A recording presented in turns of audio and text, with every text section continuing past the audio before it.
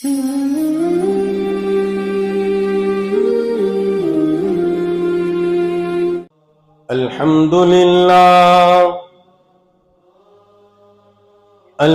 لله نحمده ونستعينه ونستغفره ونؤمن به ونتوكل عليه ونعوذ بالله من شرور أنفسنا ومن سيئات أعمالنا من يهده الله فلا مضل له ومن يضلله فلا هادي له ونشهد أن لا إله إلا الله وحده لا شريك له ونشهد أن سيدنا وسندنا وهادينا ومرشدنا وقاعدنا وإمامنا وإمام أنبيائنا محمدا عبده ورسوله الذي أرسل بالحق بشيرا ونذيرا وداعيا إلى الله بإذنه وسراجا منيرا إن الله وملائكته يصلون على النبي يا أيها الذين آمنوا صلوا عليه وسلموا تسليما اللهم صل وسلم وبارك على آل سيدنا محمد وبارك وسلم۔ قابل احترام عزیز دوستوں اور بزرگوں، اس دنیا میں بسنے والا ہر انسان، چاہے مرد ہو عورت ہو، دیہاتی ہو شہری ہو، کالا ہو گورا ہو، عرب ہو عجم ہو، ہر ایک کے دل کی چاہت اور ہر ایک کے دل کی تمنا یہ ہے کہ میری زندگی کامیاب ہو جائے۔ جو جس لائن میں محنت کر رہا ہے، کاشتکار اپنی کاشتکاری میں جو محنت کر رہا ہے، وہ اسی لیے کرتا ہے کہ میری زندگی کامیاب ہو جائے۔ تاجر اپنی تجارت میں جو محنت کر رہا ہے، وہ اس لیے کرتا ہے کہ میری زندگی کامیاب ہو جائے۔ یہاں تک کہ جو ڈاکہ ڈالنے والے ڈاکہ ڈالتے ہیں، وہ بھی اسی نیت سے ڈالتے ہیں کہ ہماری زندگی کامیاب ہو جائے۔ ہر ایک اپنی زندگی کو کامیاب بنانے کی فکر میں لگا ہوا ہے، لیکن چونکہ ہر زمانے میں انسان دو چیزوں سے غافل رہا۔ ایک، اس کو یہ معلوم نہیں ہے کہ میری کامیابی کیا ہے۔ انسان کامیابی کس کو سمجھتا ہے؟ بھئی ملک مل جائے، مال مل جائے، عہدہ مل جائے، ڈگریاں مل جائیں، بینک بیلنس بڑھ جائے اور تجارت بڑھ جائے تو سمجھتا ہے کہ کامیاب ہو گئے۔ حالانکہ اس پر اللہ رب العزت نے کامیابی کا وعدہ نہیں رکھا۔ اگر یہ کامیابی کی چیزیں ہوتی تو فرعون کامیاب ہو جاتا، نمرود کامیاب ہو جاتا، حامان کامیاب ہو جاتا۔ کامیابی کی جو بنیاد ہے وہ یہ نہیں ہے۔ میرے اور آپ کے پاس تو کتنا ہے، اگر ایک بنگلہ ہم نے بنایا بھی کوسمبا میں سیف اللہ خان نے تو کتنوں کے بچ مارے، کتنوں کو ہنسایا، کتنوں کو رلایا، کتنوں کے چپل گھسوائے، کتنوں سے دھوکہ دری کی، تب جا کر ایک بنگلے کا مالک ہے، اس پر بھی ہمیں ناز ہے۔ میرے اور آپ کے پاس کتنا ہے؟ ہم تو ٹٹپنجیے ہیں، غریب بچوں کو نہیں دے سکتے، بیوہ بہن کو نہیں دے سکتے، یتیم بھانجوں کو نہیں دے سکتے، یتیم بھتیجوں پر خرچ نہیں کر سکتے، مسجد مدرسے میں خرچ نہیں کر سکتے۔ میرے اور آپ کے پاس کتنا ہے؟ اس نادان کے پاس کتنا تھا؟ 40 پہلوان یا 40 اونٹ اس کے خزانے کی کنجیاں لے کر چلتے، چابیاں لے کر چلتے، تو خزانہ کتنا ہوگا؟ کامیاب ہوا، مال و دولت کے ساتھ، اپنے خزانے کے ساتھ اللہ نے زمین میں دھسا دیا۔ میرے والد، میرے شیخ، میرے پیر کامل حضرت سردار خان صاحب رحمت اللہ علیہ فرمایا کرتے تھے، جس جگہ اس کو اللہ نے دھسایا ہے میں جا کر آیا ہوں، سارے شہر کا کوڑا کرکٹ وہیں جا کر جمع ہوتا۔ کامیاب ہوا، ناکام ہو گیا۔ اس لیے انبیاء علیہ السلام کو اللہ نے بھیجا۔ انبیاء علیہ السلام دنیا میں تشریف لائے، انسانوں کو اپنی حقیقی کامیابی کو سمجھایا۔ اجی لوگوں، تمہاری کامیابی کیا ہے؟ ملک میں، مال میں، عہدے اور ڈگریوں میں تم کامیابی تلاش کرتے ہو۔ اجی فلان کی زندگی کامیاب ہو گئی۔ کیسے ہو گئی؟ اجی مال آ گیا، زندگی کامیاب ہو گئی۔ ایک دکان تھی، 2 ہو گئی، ایک فیکٹری تھی، 2 ہو گئی۔ فلاں کی زندگی تو ناکام ہو گئی۔ کیسے؟ تاکہ پیسہ جتنا تھا وہ بھی سب چلا گیا۔ انبیاء علیہ السلام نے یہی بتلایا، اس لیے صوفیاء نے سوری فرماتے ہیں، انبیاء علیہ السلام کی محنت کا میدان یہ انسانوں کے دل ہوا کرتے تھے، اور پھر فرماتے تھے اگر دنیا کے بادشاہوں کو اور دنیا کے بادشاہوں کو اور دنیا داروں کو اور دنیا کے لوگوں کو یہ پتہ چل جاوے اللہ نے ہمارے سینوں میں ایمان کی کیا دولت چھپائی ہے، بجائے زمین کے ٹکڑوں پر قبضہ کرنے کے ہمارے دلوں پر قبضہ کرنے لگ جائے۔ انبیاء علیہ السلام نے بتلایا تمہاری کامیابی کیا ہے؟ فَمَنْ زُحْزِحَ عَنِ النَّارِ وَأُدْخِلَ الْجَنَّةَ فَقَدْ فَازَ۔ انبیاء علیہ السلام نے بتلایا، او دنیا کے بھولے بھٹکے انسانوں، او غلط راستوں پر چلنے والوں، غور کیجئے، فَمَنْ زُحْزِحَ عَنِ النَّارِ وَأُدْخِلَ الْجَنَّةَ فَقَدْ فَازَ۔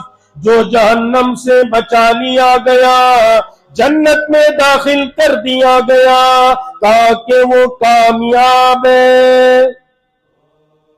کامیابی کس کو کہتے ہیں؟ انسان کا بچہ سمجھتا ہے ملک میں کامیابی ہے، محنت کرتے کرتے ملک حاصل کر لیا، لیکن کامیابی نظر نہیں آتی۔ جیسے وہ ریگستان میں دوڑنے والا ہرن جو دوڑتا ہے، دور دیکھتا ہے وہاں پانی ہے، دوڑتے پھاندتے کودتے پھاندتے جب وہاں پہنچتا ہے تو دیکھتا ہے آب ندارت، پانی نہیں ہے، یہ تو دھوپ تھی جو ریت پر چمک رہی تھی۔ کسراب بقیۃ یحسبہ الظمآن ماء، وہ سمجھتا تھا کہ وہ پانی ہے، لیکن وہاں جا کے پتہ چلتا ہے آب ندارت۔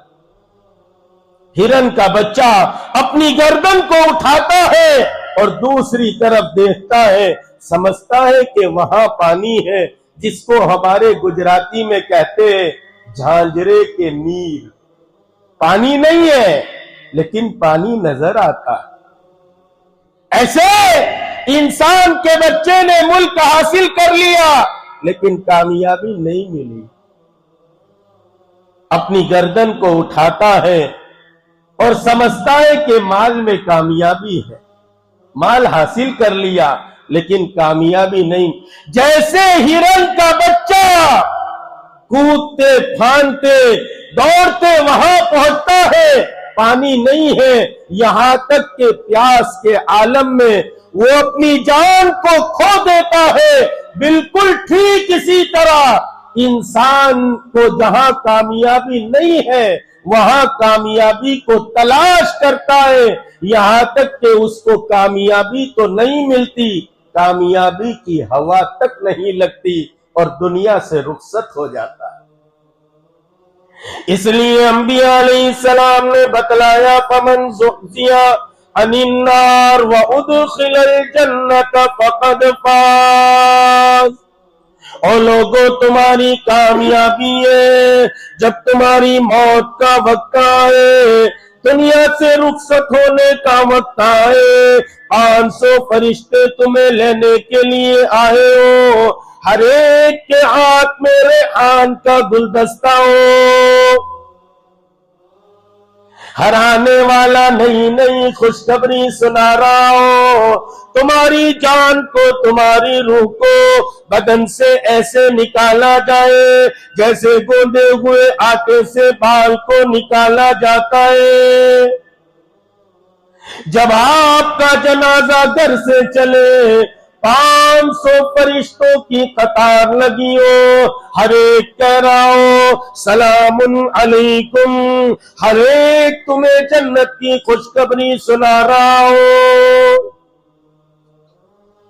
جب تمہاری لاش کو لوگ قبر میں ڈال چکے، مٹی ڈال کر دفن کر کے رشتہ دار احباب کر چلے جائے، ادھر ایک حور ظاہر ہو، اس کے گلے میں موتیوں کا ہار ہو، تم اس کی طرف لپکو، ہار ٹوٹ جائے اور موتی بکھر جائے اور دونوں چننے میں لگ جائے اور حشر قائم ہو جائے، قبر کا زمانہ یوں گزر جائے۔ جس قبر سے سیدنا عثمان غنی گزرتے تھے، اتنا رویا کرتے تھے، اتنا رویا کرتے تھے، آپ کی داڑھی مبارک تر ہو جاتی تھی۔ کہتے ہو نا مر جائیں گے، میں کہا کرتا ہوں مر کے بھی چین نہ پایا تو کہاں جاؤ؟ آج بے چین ہو، سمجھتے کہ مر جائیں گے، خودکشی کر لیں گے، مریں گے داستان ختم ہوگی، مریں گے داستان شروع ہوگی۔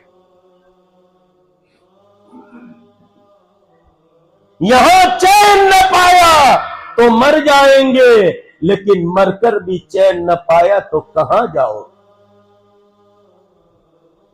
کیسوں کیسوں کے گھر اجاڑے موت نے، کتنوں کتنوں کے کھیل بگاڑے موت نے، اجی موت آئے گی، بڑے بڑے ترم خواہ ہوا کرتے تھے، دنیا میں بڑے بڑے لوگ گزرے، یوں کہا کرتے تھے۔ اجی کون ہے؟ ارے بھائی آپ پہچانتے نہیں، یہ تو ہمارے راندیر کے تسمار خاں ہیں۔ اچھا یہ کون ہے؟ یہ تو بمبئی کے 35 مار خاں ہیں۔ وہ کہا کلکتہ کے 40 مار خاں ہیں۔ اچھے اچھوں کو زیر زمین پہنچایا اور موت کے وقت جو ہے اچھوں کو لاچار و محتاج پایا۔ اس لیے بہت تکبر نہ کرے، بہت تیوری چڑھا کر نہ چلے۔ یہ زمین نے کروڑوں تیوری چڑھانے والوں کو اپنے اندر میں لے لیا۔ عباد الرحمن الذین یمشون علی الارض ہونا، وَإِذَا خَاطَبَهُمُ الْجَاهِلُونَ قَالُوا سَلَامًا، رحمان کے بندے تو وہ ہیں جو زمین پر بڑی عاجزی سے چلتے، بڑی تواضع کے ساتھ چلتے، تیوری چڑھا کر نہ چلے۔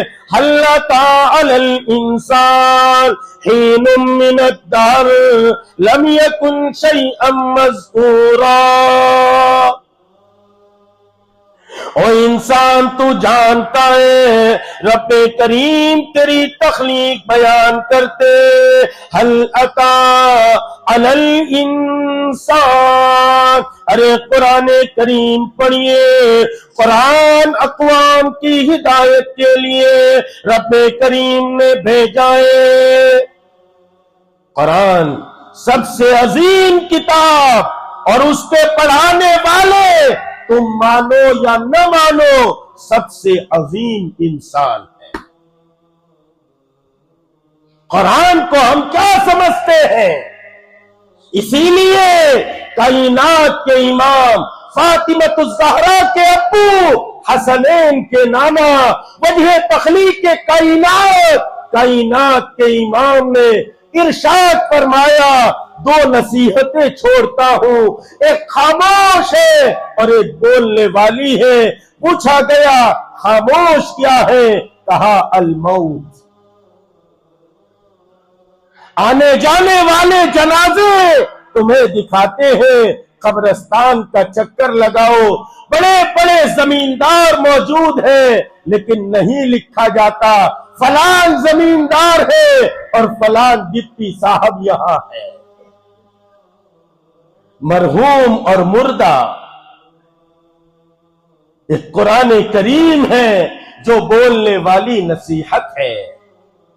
اس لیے قرآن کریم کو پڑھنا چاہیے، قرآن کریم کو سمجھنا چاہیے۔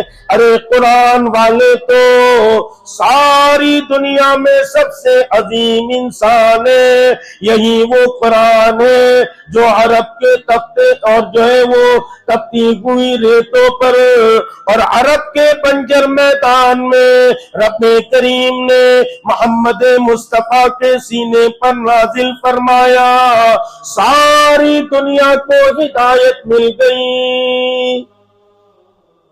چاہے نہ چاہے قرآن کی طرف کھینچ کر لوگ آیا کرتے تھے۔ آپ نے سنا ہوگا کائنات کے امام رات رات بھر قرآن کریم پڑھتے تھے۔ ہمارے یہاں سے یہ معمول ختم ہو گیا، قرآن کو ہم دیکھتے تک نہیں۔ اس لیے شاعر کہتا ہے، طاقوں میں سجایا جاتا ہوں جزدان حریر و ریشم کے، دھو دھو کے پلایا جاتا ہوں، ضرورت پڑ جاتی ہے، اجی مرگی کا دورہ پڑ گیا، اجی کچھ حرکت کر رہا ہے، اب قرآن کی آیتیں دھو دھو کے پلایا جاتا ہوں۔ قرآن تو بڑی عظیم کتاب ہے، آپ پڑھیے تو صحیح، سمجھیے تو صحیح۔ کائنات کے امام رات رات بھر قرآن پڑھا کرتے تھے۔ اخنس بن شریق، ابو سفیان، ابو جہل یہ رات میں آپ کا کلام پاک سنا کرتے تھے۔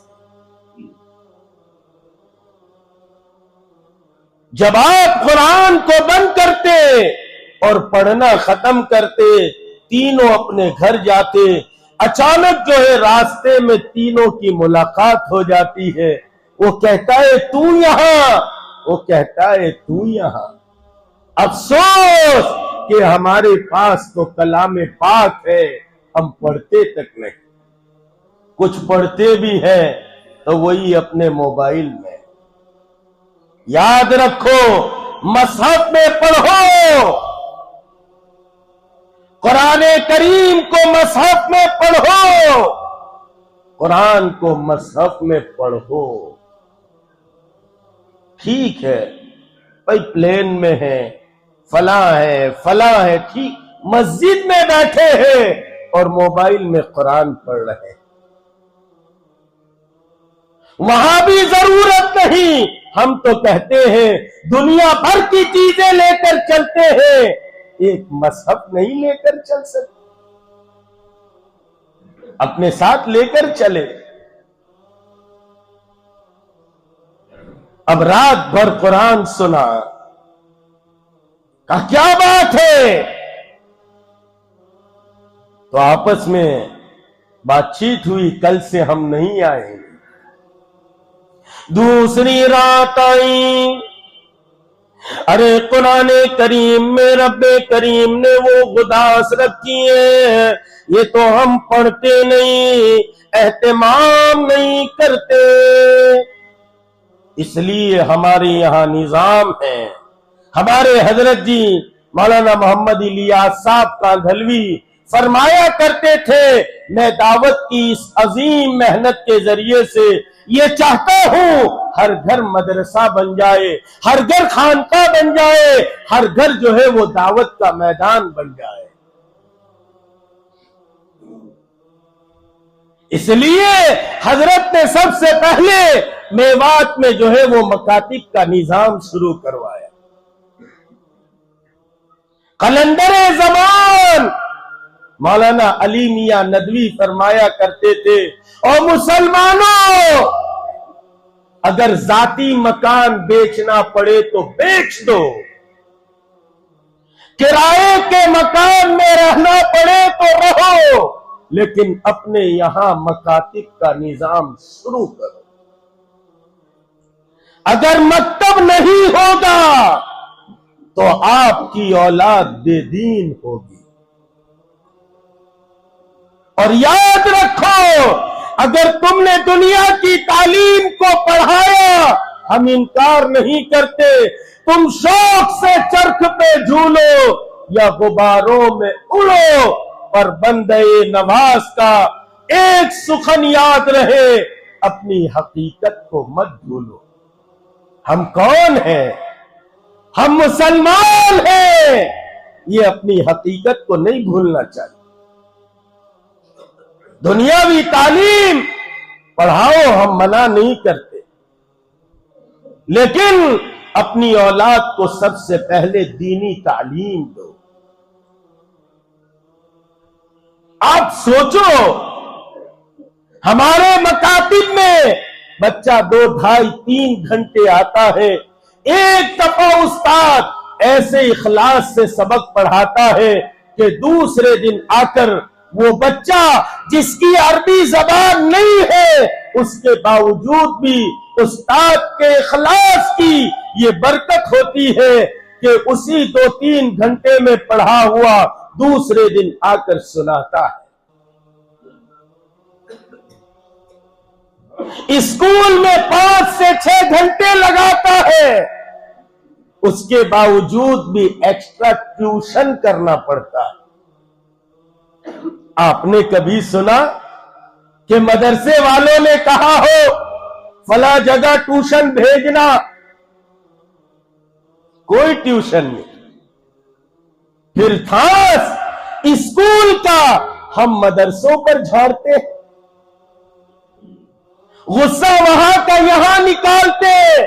مولانا جلدی بھیج دو، مولانا ٹیوشن کا ٹائم ہے، مولانا اس کا ٹائم ہے. یاد رکھو، اگر نہیں بھیجو گے اور اس میں غفلت اور سستی کرو گے، کل کے پریشان باپ ہوں گے آپ. اگر دینی تعلیم دی تو وہ کسی نے بڑی اچھی بات لکھی، کنویں پر چند بہنیں جو ہے وہ پانی بھر رہی تھی، ایک لڑکا آیا تو ایک ماں کہنے لگی میرا بیٹا آ رہا ہے، وہ فلاں اسکول میں انگلش میں پڑھتا ہے. بچہ آیا اور وہاں سے گزر گیا. اتنے میں ایک بچہ آیا، دوسری ماں کہنے لگی پانی بھرتے بھرتے دیکھو میرا بیٹا آ رہا ہے، इस स्कूल में इंजीनियरिंग करता है, वो गुजर गया। इतने में बच्चा आया, माँ ने कहा ये मेरा बच्चा आ रहा है, मदरसे में उस्ताद के पास हिफ्ज़ कुरान पढ़ता है। वो बच्चा आया और कुएं के करीब आकर अम्मा को कहने लगा, माँ ये पानी मुझे दे दो, मेरे होते हुए तुम कैसे उठा सकती। अगर मदरसे में भेजोगे औलाद फर्मा बरदार होगी। हम ये तो सोचते हैं हमारी औलाद का मुस्तकबिल क्या होगा, हम ये भी सोचे हमारी औलाद अगर मर गई तो मरने के बाद इसका मुस्तकबिल क्या होगा। इसलिए मकतब का निजाम हम मजबूती से चलाएं। हमारे यहां मकतब नहीं है, हम जिम्मेदारों को कहें हमारे यहां मकातिब का निजाम, ताकि हमारा कोई बच्चा दीन से ना आशना न हो। अल्लाह के रास्ते में चलते हैं, हम तबलीग में साल में वक्त लगाते हैं और वक्त लगाते हैं, तब पता चलता है जवान हो गए लेकिन बाप ने मकतब में नहीं भेजा, अब कुरान नहीं पढ़ सकते। बड़ा मुश्किल होता है, इसलिए अपनी औलाद को मकतब में भेजो। मकतब के निजाम के लिए आप फिक्रमंद हो जाओ, इसलिए कि कुरान करीम ये रहती दुनिया तक की हिदायत की किताब है। खैर में अर्ज ये कर रहा था, हम कुरान करीम पढ़ते नहीं। हल अता अलल इंसानी हीनुम मिनद्दहर लम यकुन शैअम मज़कूरा। रब करीम फरमाते ओ इंसान याद तो कर, एक जमाना तुझ पर वो गुजरा है, तू तो जिक्र करने के काबिल नहीं था। आज अपने आप को बहुत बड़ा समझता है। कल एक दिन गुजरा है और तुझे हकीकत याद दिलाते हैं। इन्ना खलकनाहु मिन नुत्फा। इंसान किस बात पर तेवरी चढ़ाता है, किस बात पर बड़े बोल बोलता है। हमने तुझे एक गंदे नापाक मनी के कतरे से पैदा किया। तेरी इब्तिदा और तेरी इंतहा पर गौर कर।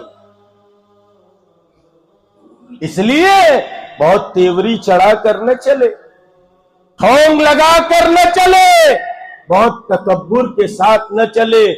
अच्छे अच्छों को कैसों कैसों के घर उजाड़े मौत ने, कितनों कितनों के खेल बिगाड़े मौत ने। खैर तो मैं अर्ज कर रहा था, अंबिया ने बतलाया तुम्हारी कामयाबी क्या है। दूसरा इंसान इस चीज से गाफिल है, वो जानता ही नहीं उस कामयाबी को रब्बे करीम ने कहाँ रखा है। उस कामयाबी को अल्लाह ने अपने मुबारक दीन में रखा है।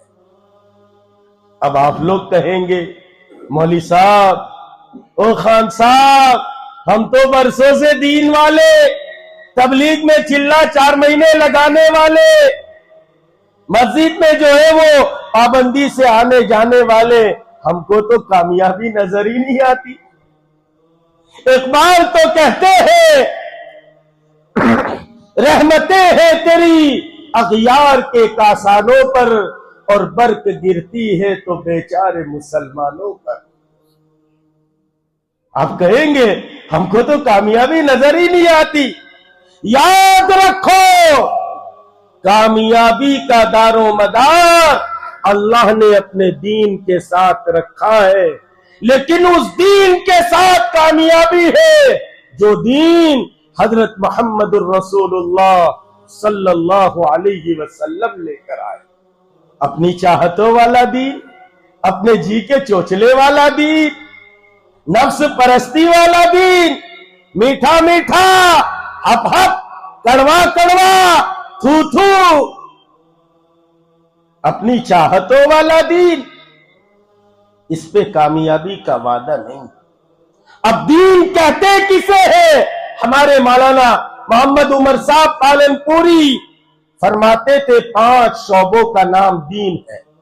پہلے ایمانیات، اللہ کو ایک ماننا، اکیلا ماننا اور کرتا دھرتا ماننا۔ اللہ ایک ہے، اکیلے ہے، نرنجن ہے، نراکار ہے اور سرویاپی ہے۔ اس کا یقین ہمارے دلوں کی گہرائی میں اتر جائے۔ دوسرے عبادات، روزہ ہے، نماز ہے، حج ہے، زکوٰۃ ہے، صدقہ خیرات ہے۔ دوسرے عبادات۔ تیسرے معاملات، ہم دیکھیں ہمارے معاملات کیسے ہیں۔ ہم کسی کا لیتے ہیں، دینے کو تیار نہیں ہوتے۔ کسی سے غلطی ہوئی، ہم معاف کرنے کو تیار نہیں ہوتے۔ کسی کو اللہ نے زیادہ دیا، ہم حسد کرنا شروع کر دیتے ہیں۔ ایک بڑا اچھا درویش تھا، بڑا عقلمند تھا۔ شیخ سعدی نے غالباً یہ حکایت لکھی ہے۔ وہ چلتے چلتے ایک بادشاہ کے دربار کے قریب پہنچ گیا۔ بادشاہ کے درباریوں نے کہا، بھائی کہاں جاتے ہو؟ کہا ہاتھ میں کاسا ہے، نظر نہیں آتا، ہم درویش ہیں، مانگنے کے لیے آئے ہیں۔ تو وہ ذرا کہنے لگے کہ بھائی یہ بہت کنجوس آدمی ہے۔ ارے ہوتے ہیں نا دنیا میں کنجوس، مکھی چوس، چمڑی جائے پر دمڑی نہ جائے، کیا کہتے ہیں ایسا؟ 1 روپیہ چھوڑنے کو تیار نہیں ہوتے۔ وہ بیچارے مسجد میں چندے کی جھولی چل رہی تھی، پیچھے سے کسی نے آواز دی اور 500 کی نوٹ پکڑائی۔ اس نے اٹھا کے سب کے سامنے دی کہ 500 دے رہے۔ مدرسے میں مسجد میں ہم 1000 دے دے وے، 500 دے دے وے، تو سب کو دکھاتے ہیں اور ایسا سمجھتے ہیں جیسے مولوی صاحب کو خرید لیا۔ یہ بھی ایک اللہ کا نظام ہے کہ سب کو ایسے میرے جیسا ملے کسی کو۔ تو خیر، ہاں ڈال دی اس نے، سب دیکھ رہے ہیں۔ جب دعا ختم ہوئی تو پیچھے والے نے کہا، بھائی صاحب ذرا پیسے سنبھال کے رکھو، تمہاری نوٹ گر گئی تھی 500۔ اب کہنے لگا یہ میری تھی؟ ایسے کنجوس مکھی چوس۔ کہا گزرانے کے بادشاہ تو بہت کنجوس آدمی ہے۔ تو کہا کہ آج اس کے پاس پیسہ نہ لیا تو میری درویشی کس کام کی؟ ہاں، کبھی ایسے لوگ بھی ملتے۔ آج اس کا دماغ ٹھکانے نہ لایا، میری درویشی کس کام کی؟ اندر گیا بادشاہ کے سامنے اور بادشاہ کی تعریف کرنا شروع کر دی۔ تو بادشاہ نے کہا، میں تجھے انعام تو دوں گا 40 اشرفیہ، لیکن میرا ایک سوال ہے، اس کا جواب دینا۔ کہا کہ جی بتاؤ۔ اس نے بادشاہ نے کہا کہ میری ہتھیلی میں بال کیوں نہیں؟ وہ بھی درویش عقلمند تھا، ہوشیار تھا۔ کہنے لگا، بادشاہ سلامت، اللہ نے آپ کو جو سخاوت کا مرتبہ دیا ہے، آپ اتنے سخی ہیں کہ مال دیتے دیتے آپ کے ہاتھ کے بال چھڑ گئے۔ بادشاہ سمجھ گیا کہ ہے تو جھوٹا، لیکن بات بڑی اچھی کہی۔ پھر کہا، اچھا تو تیرے ہاتھ میں بال کیوں نہیں ہتھیلی میں؟ کہا، بادشاہ آپ دینے والے، میں لینے والا، دیتے دیتے آپ کے جھڑ گئے، لیتے لیتے میرے جھڑ گئے۔ وہ بادشاہ نے کہا تو یہ سب کے ہتھیلی میں بھی بال نہیں ہے؟ تو کہا بادشاہ آپ دینے والے، دیتے دیتے آپ کے جھڑ گئے، میں لینے والا، لیتے لیتے میرے جھڑ گئے۔ یہ سارے ہمارے اور تمہارے لینے دینے پر اتنا حسد کرتے ہیں کہ ہاتھ ملتے ملتے ان کے بھی جھڑ گئے۔ 40 اشرفیہ لی اور باہر، اور وزراء کو کہا کہ کہا تھا نا کہ درویشی کس کام کی؟ تو ایسا اللہ نے کسی کو دیا ہے، ہم حسد کرتے ہیں، حسد کی آگ میں کیوں جل رہے ہو؟ کفے افسوس کیوں مل رہے ہو؟ خدا کی تقسیم سے کیوں ہو ناراض؟ جہنم کی طرف کیوں بڑھ رہے؟ ہمارے معاملات دیکھیں، کسی کی عزت ہم سے جو ہے وہ برداشت نہیں ہوتی، ہم بدنام کرنے کے پیچھے تل جاتے ہیں۔ ہمارے معاملات دیکھیں، کسی کا لیتے ہیں، دینے کا نام نہیں۔ اور کائنات کے امام نے فرمایا آیت المنافقی ثلاث اذا حدث کذب واذا وعد اخلف واذا اؤتمن خان۔ تو معاملات، چوتھے معاشرت، ہماری معاشرت اسلامی ہو، اس لیے میں نے چند باتیں رکھی، وقت ختم ہو گیا، میں دیکھنے سے رہ گیا، ورنہ عادت کے مطابق وقت پر میں بات ختم کر دیتا ہوں۔ دین کے مطابق اپنی زندگی کو گزاریں۔ دین کیا ہے؟ 5 شعبوں کا نام ہے۔ چوتھے معاشرت، ہمارا رہن سہن یہ اسلامی ہو، ہمارے بچوں سے اسلام ظاہر ہو رہا ہو۔ اس لیے اللہ نے یہ محنت کا نظام جو چلایا ہے، ہماری دعوت کی عظیم محنت کا نظام، جس میں خانقاہیں بھی ہے، جس میں مدارس بھی ہے، مکاتب بھی ہے، یہ ساری محنت مل کے ایک محنت ہے۔ ہاں، ہمارے ساتھی گلو کر جاتے ہیں، بھائی آنکھیں بھی ضروری ہے، دماغ بھی ضروری ہے، روح بھی ضروری ہے۔ آنکھوں کی مثال، خانقاہ کی مثال ایسی ہے جیسے میرے اندر میں دماغ، مدرسے کی مثال ایسی ہے جیسے میرے اندر میں آنکھیں، اور دعوت کی محنت کی مثال ایسی ہے جیسے میرے اندر میں روح۔